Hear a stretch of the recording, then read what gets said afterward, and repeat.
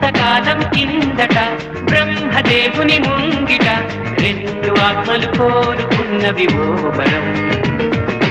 రూపురేఖలు వేరట, ఊపిరొకటే చాలట, ఆవరాన్నే స్నేహమంటున్నాం మనం.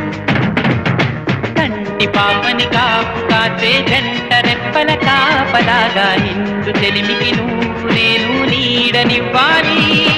స్నేహమంటే రూపులేని ఊహ కాదని లోకమంతా నిన్ను నన్ను చూడగానే నమ్మి తీరాలి.